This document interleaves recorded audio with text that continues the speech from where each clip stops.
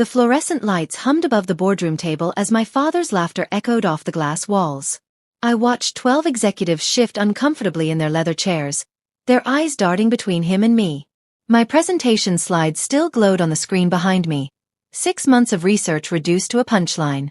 "Gentlemen, I apologize," Dad said, wiping tears from his eyes.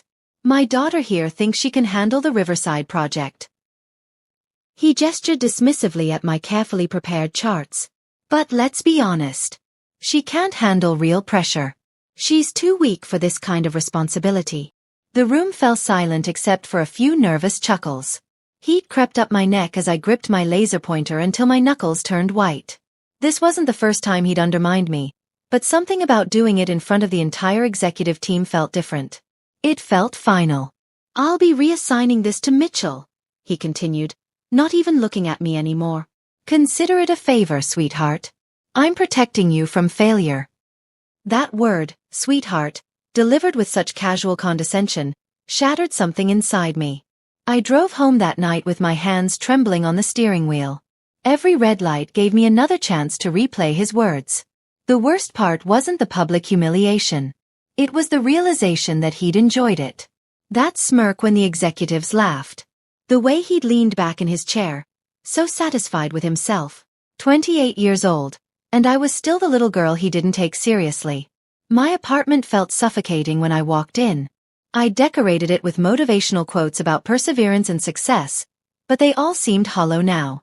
I poured myself a glass of wine and sat by the window, watching the city lights blur through my tears. By midnight, something had shifted. The sadness hardened into clarity. I couldn't change him, but I could change my situation. I pulled out my laptop and started typing. My resignation letter took exactly 11 minutes to write. No explanations. No emotional appeals. Just professional courtesy wrapped around a single truth. I was done. The next morning, I walked into his corner office before he'd finished his first coffee. He looked up from his newspaper with that familiar expression of mild annoyance, as if my presence was an interruption to his important day. "What now?" he asked. I placed the resignation letter on his mahogany desk, right on top of his crossword puzzle. "I'm leaving." He glanced at the paper, then back at me with a condescending smile. "Don't be dramatic. You had a bad day. You'll get over it." "I already have," I said, my voice steadier than I felt. "You were right about one thing, Dad. I can't build my career in your shadow. But not because I'm weak. Because you'll never let me be anything else." His smile faltered for just a second before returning. Sharper this time. "Good luck finding someone who'll hire you without my name backing you up." I turned toward the door, my heart pounding. "I'd rather fail on my own than succeed as your punchline." The job search proved him partially right. Every interview started the same way. Eyes would light up when they saw my last name, then narrow with suspicion when they realized who my father was. "We're not looking to get involved in family drama," one HR director told me bluntly. Another company offered me a position, then rescinded it after a phone call I can only assume came from my father's network. 3 months of rejections taught me that his reputation cast a longer shadow than I'd imagined. Then Vincent Pharmaceuticals called.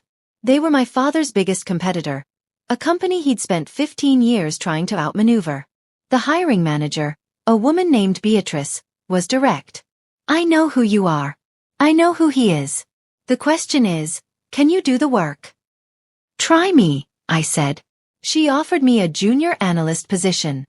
The salary was half what I'd made before. The title was 3 steps down from where I'd been. But it was mine, earned without his name, and that made it worth everything. My first day at Vincent Pharmaceuticals felt like starting over from scratch. The office was smaller than my father's empire, but it buzzed with an energy I'd never experienced. People actually talked to each other instead of competing in silent hierarchies. Still, I wasn't naive enough to think I'd be welcomed easily. The whispers started immediately. "That's her. The one from Preston Industries." I kept my head down and focused on my work. They assigned me to data analysis, reviewing market trends and competitor strategies. It was grunt work, the kind usually given to fresh graduates, but I approached it like it was the most important project in the world. At night, while my new colleagues went home to their families, I stayed late. The office cleaner, an older man named Felix, would find me hunched over spreadsheets at 9, 10, sometimes 11 at night. "You trying to prove something?" he asked one evening. "To everyone," I admitted. He smiled knowingly. "Best prove it to yourself first." 3 weeks into the job, I noticed something odd in a proposal draft that crossed my desk. Vincent Pharmaceuticals was bidding on a government contract for medical supplies, and the pricing structure didn't align with our actual production costs. Someone had miscalculated the bulk discount rates. If we won the bid at those numbers, we'd lose money on every order. I stared at the spreadsheet, my cursor hovering over the error. This wasn't my responsibility. I was supposed to just input data, not question senior analysts' work. But I thought about what Felix had said. Proving it to myself meant doing what was right, not what was safe. I stayed until midnight, recalculating everything. Then I drafted a memo explaining the error and the correct figures. My hands shook as I hit send to my supervisor. The next morning, my boss called me into his office. I'd met Thomas only twice before, both times briefly. He was known for being demanding and notoriously hard to impress. "Sit down," he said, gesturing to the chair across from his desk. My heart hammered as Thomas pulled up my memo on his computer screen. His expression was unreadable, and I prepared myself for a lecture about overstepping boundaries or questioning my superiors. Instead, he leaned back in his chair and studied me carefully. "Do you know what would have happened if we'd submitted that proposal?" he asked. "You would have lost approximately $200,000, I said quietly. "Minimum. $230,000, by my calculations," he corrected. "Which matches yours exactly." He closed his laptop and looked at me directly. "I've been in this industry for 20 years. Most junior analysts wouldn't have caught that error. More importantly, most wouldn't have had the courage to speak up about it." Something warm spread through my chest. Not just relief, but something deeper. Recognition. Respect. "Thank you for trusting me enough to report it," I said. Thomas smiled slightly. "I'm not thanking you. I'm promoting you. Starting next week, you're joining the strategy team." That night, I walked home instead of taking the subway.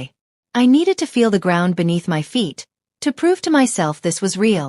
The promotion came with new challenges and new scrutiny. Some colleagues congratulated me. Others whispered that I'd gotten lucky, that finding one error didn't make me qualified for strategy work. I ignored both reactions and focused on learning everything I could. A senior executive named Harold took me under his wing. He was in his 60s, with gray hair and sharp eyes that seemed to see straight through corporate nonsense. "You remind me of someone," he told me during our first one-on-one meeting. "Your father?" I asked, unable to hide my grimace. "God, no," Harold laughed. "You think deeper than he ever did. He's all noise and ego. You actually analyze before you act." That observation meant more to me than he could know. For years, I'd been told I had my father's instincts, his business sense. But Harold saw something different. He saw me. Over the following months, he taught me how Vincent Pharmaceuticals really operated. Not just the official processes, but the unspoken dynamics. Who made real decisions versus who just had fancy titles. 6 months after my promotion, news rippled through the industry. Preston Industries had lost a major contract to Vincent Pharmaceuticals. The pharmaceutical supply deal they'd been favored to win had gone to us instead. I heard about it in the break room, where someone was reading the industry newsletter aloud. My father's company had submitted a bid that was somehow both overpriced and underqualified. The announcement quoted my father blaming market volatility and unpredictable client demands. I said nothing, but inside, I felt a strange mixture of emotions. Part of me wanted to feel vindicated. But mostly I just felt sad. Sad that he couldn't admit mistakes. Sad that his arrogance had cost his company millions. That evening, Harold stopped by my desk. "You know that contract everyone's talking about?" he asked casually. "The one we won?" "I'm aware of it," I said carefully. "The strategy we used, the pricing structure, the presentation format. That was based on analysis you did 3 months ago." My eyes widened. "I didn't know." "Now you do," Harold said with a slight smile. "Good work." 3 years passed faster than I expected. Vincent Pharmaceuticals promoted me twice more, and by my 4th year, I was managing entire project teams.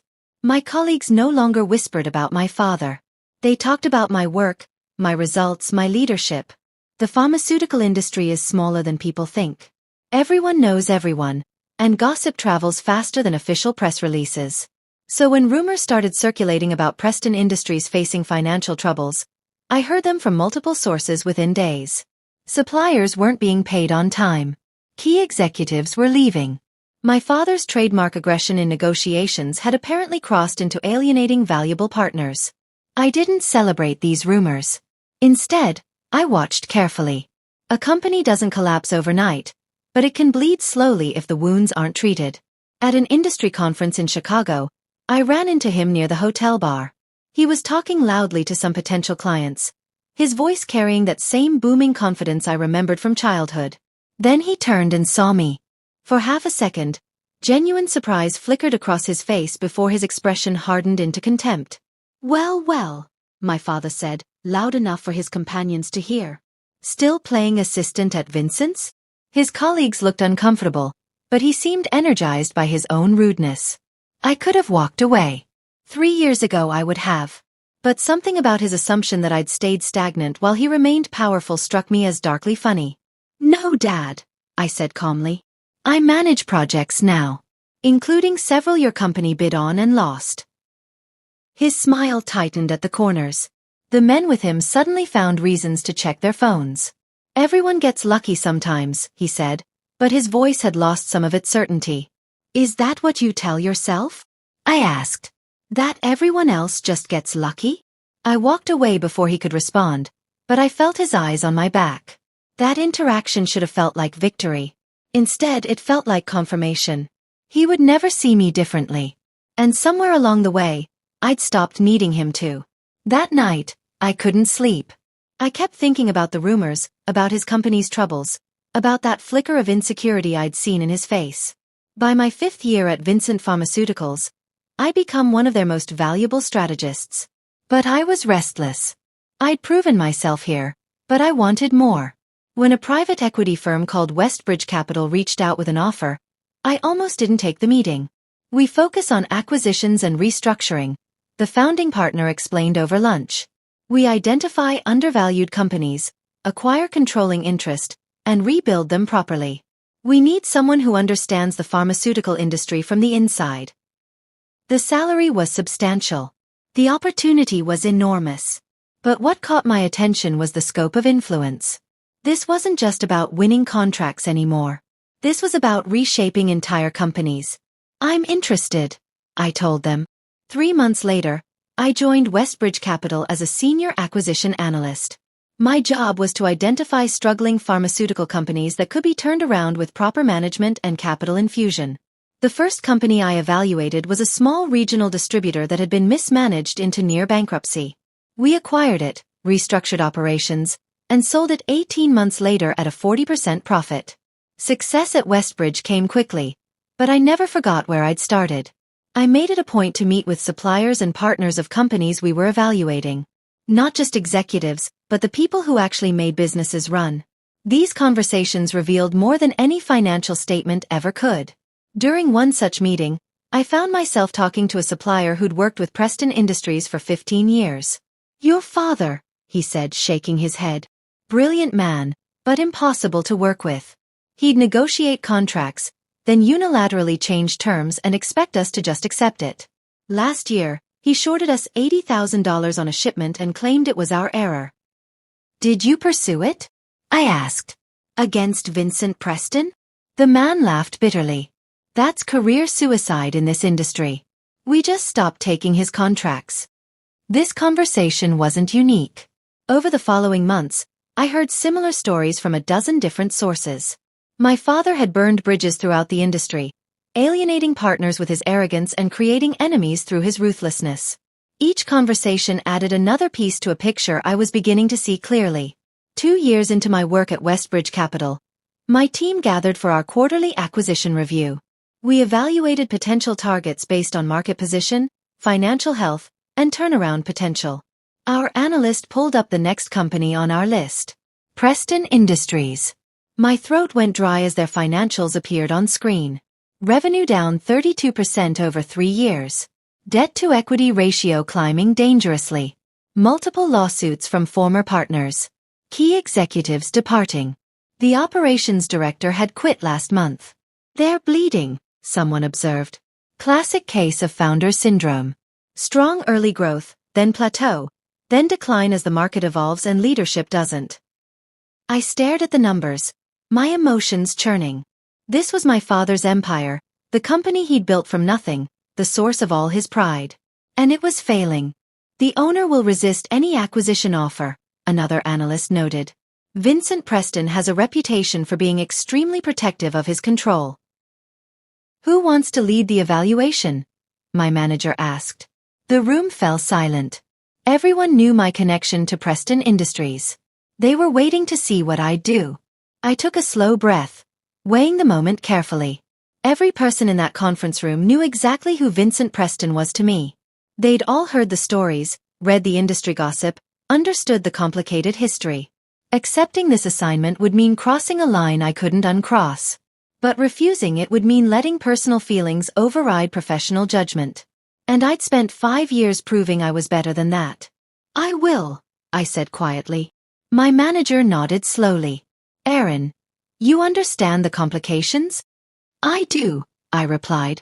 Which is why we'll need to handle this carefully. I'll recuse myself from any final voting decisions to avoid conflict of interest. But I can lead the evaluation objectively. Over the next 3 months, I dove into every aspect of Preston Industries operations. Financial records, supplier contracts, employee retention data, market positioning, competitive advantages and disadvantages. The company my father had built looked impressive from the outside. But beneath the surface, it was riddled with problems. Outdated processes. Overextended credit lines. Partnerships held together by past reputation rather than current value. The clearest indicator was cash flow.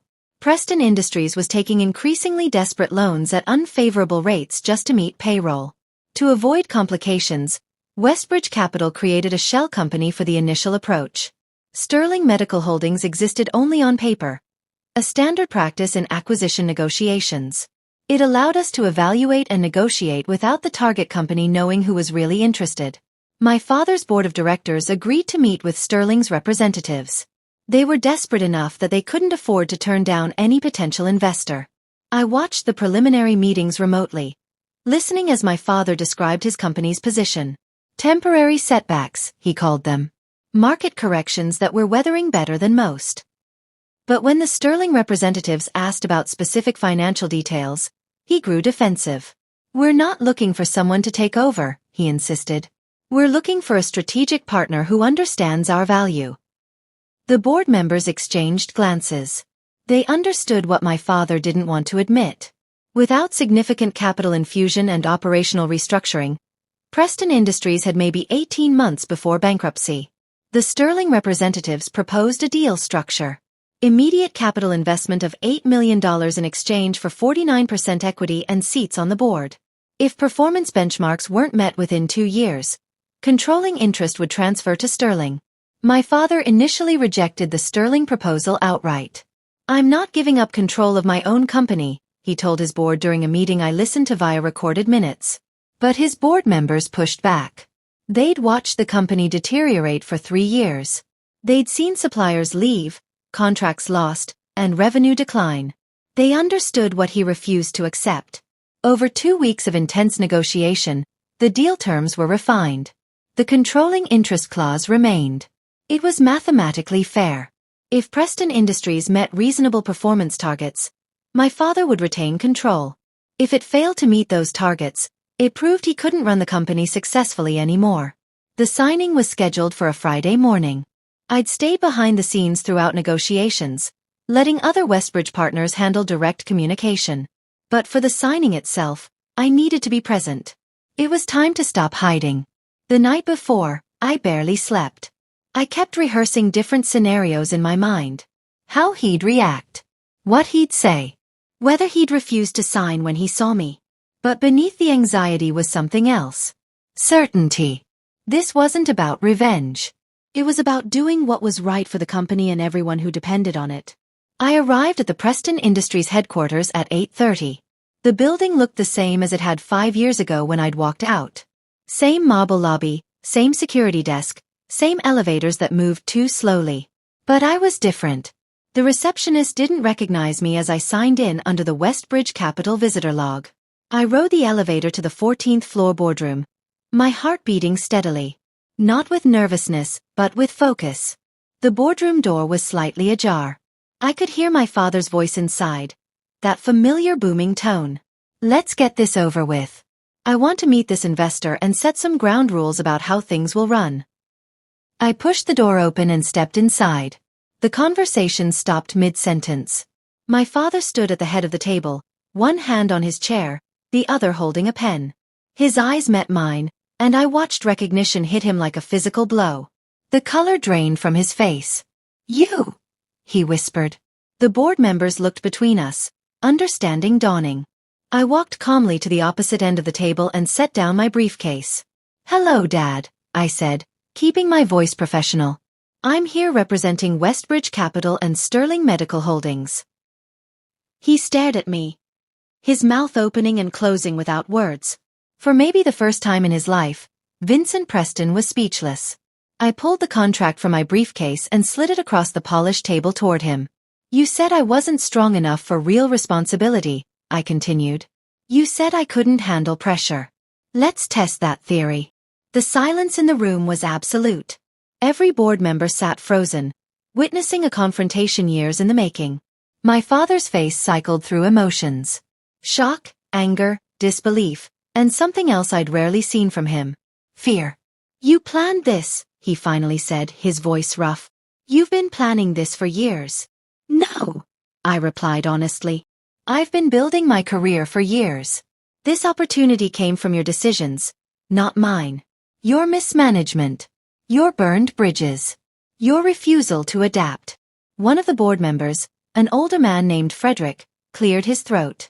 "Miss Preston, perhaps we should discuss the terms in detail." I nodded and began walking through each clause of the agreement. The capital infusion. The operational requirements. The performance benchmarks. And yes, the controlling interest transfer clause. My father listened to the entire presentation in silence. His face had gone from pale to flushed, his jaw clenched so tight I could see the muscles working. When I finished, Frederick spoke up. "These terms are actually more generous than what other firms have offered."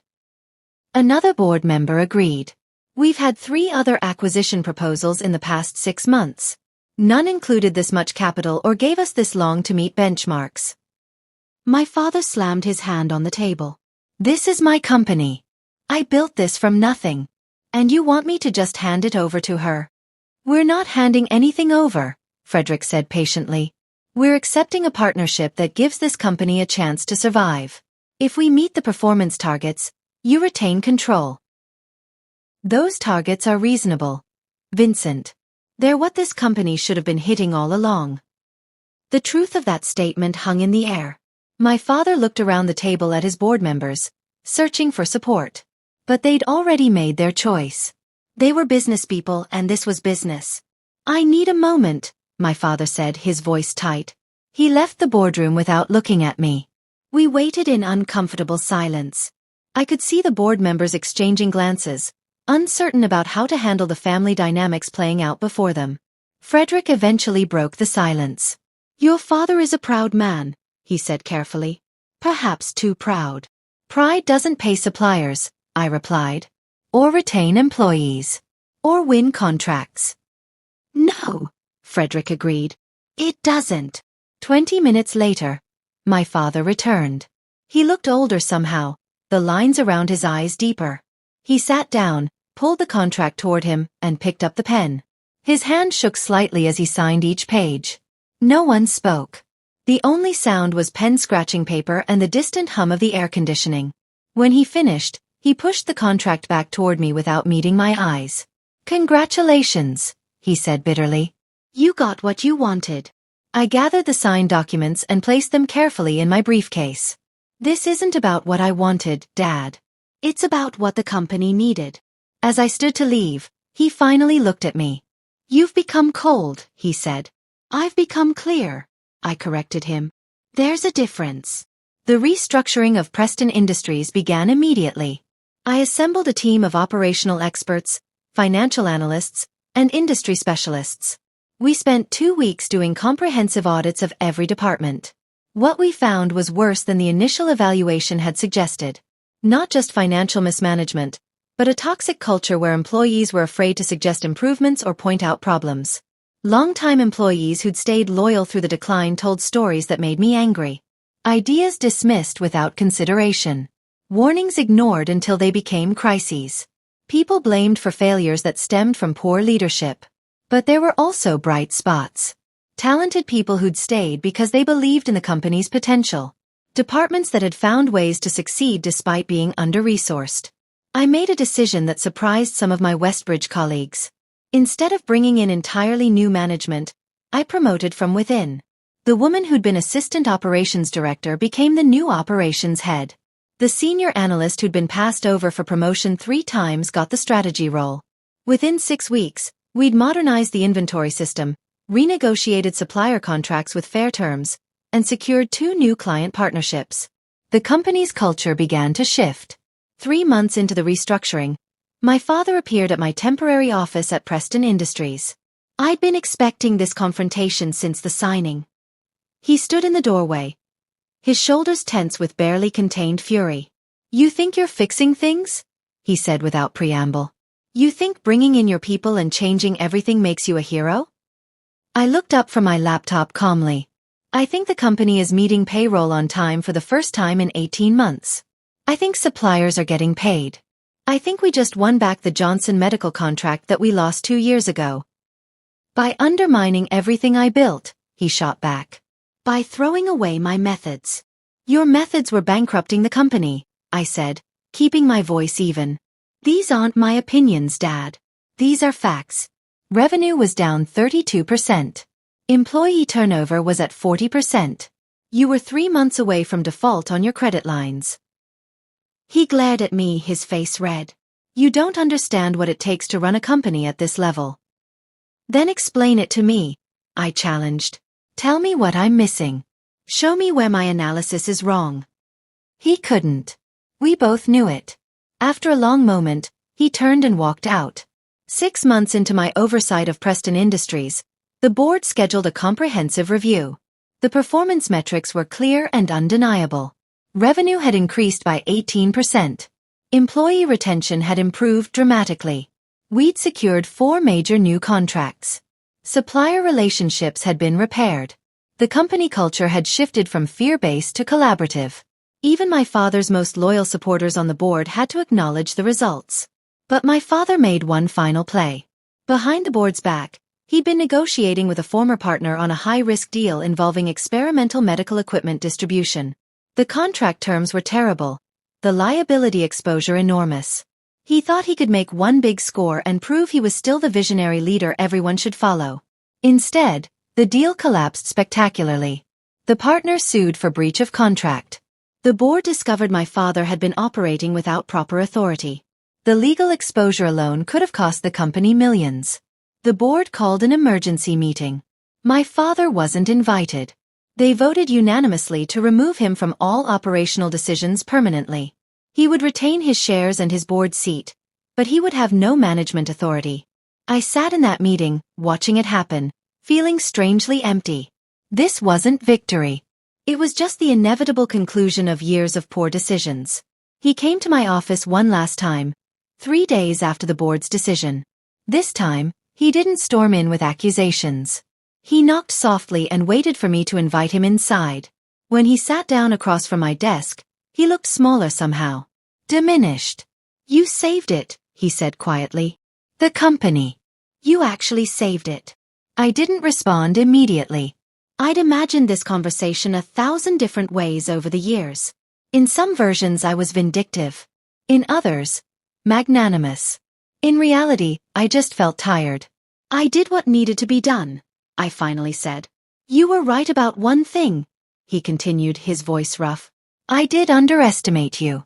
I thought business required force and ego. You've proven it requires intelligence and integrity." It was the closest to an apology he'd ever given anyone. "I didn't do this to prove you wrong, Dad," I told him. I did it because the company deserved better. The employees deserved better. He nodded slowly, and for a moment, something like pride flickered in his eyes. Then he stood and left my office for the last time. 6 months later, we held a rebranding ceremony. Preston Industries became Westbridge Medical Solutions, reflecting both new ownership and new values. I gave a speech to employees, partners, and industry press. Strength isn't about control or dominance, I said. It's about resilience. It's about adapting. It's about building something that lasts beyond any one person's ego. The audience applauded. I scanned the crowd and saw my father standing near the back, watching silently. Our eyes met briefly. I didn't need his approval anymore. I had something far more valuable. The knowledge that I'd built my success honestly, that I'd saved something worth saving, and that I'd done it on my own terms. That night, I finally let myself feel it. Not triumph over him, but peace with myself. The girl he'd called too weak had become the leader he never could be. And that was enough.